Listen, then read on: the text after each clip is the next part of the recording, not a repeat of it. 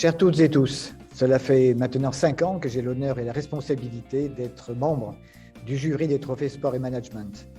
Depuis 2013, sous le pilotage de Jean-Luc Sadic, nous réunissons, traitons, promouvons, consacrons annuellement plusieurs centaines de projets sportifs innovants déployés sur l'ensemble des territoires métropolitains et ultramarins, axés tant sur la reconversion professionnelle, la modernisation du secteur sportif, la réduction de l'empreinte environnementale des APS, que sur l'innovation et les mutations numériques dans le champ sportif.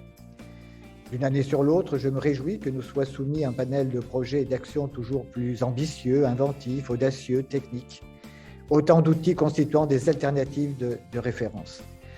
Toutes ces expertises participent à relever les défis qui s'ouvrent. La lutte contre la sédentarité, particulièrement celle de nos jeunes, le développement du sport en milieu professionnel, le financement du sport santé, le développement de l'accessibilité de l'offre de pratique, ou bien encore la valorisation du bénévolat associatif et de la solidarité par le sport. Cette 9e édition de 2022 s'inscrit dans un contexte singulier qu'il convient de rappeler au regard de son impact avéré sur l'écosystème sportif hexagonal et européen. À l'international, nous subissons une crise géopolitique majeure avec l'invasion de l'Ukraine par la Russie. Sur le plan national et sanitaire, ce sont des protocoles, assouplis certes, mais sans que la pandémie ne soit endiguée. Au niveau institutionnel, 2 campagnes électorales préfigurent l'élection présidentielle d'avril et les législatives de juin prochain. Dans cet environnement, la France se prépare notamment à l'organisation de la Coupe du monde de rugby de 2023 et des Jeux olympiques et paralympiques de Paris en 2024.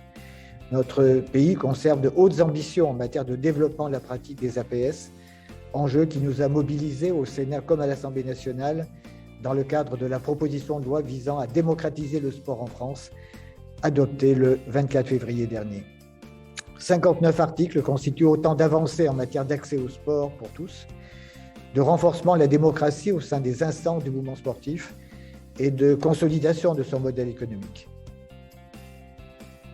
Loin d'avoir épuisé tous les sujets, nous comptons sur votre action et votre engagement, fort de la diversité de vos projets pour renforcer la place du sport dans la société et ainsi faire avancer cette grande cause nationale. Je compte sur votre implication, sur votre vitalité créative et espère vous retrouver prochainement dans le cadre de cette 9e édition des Trophées Sport et Management. À très bientôt.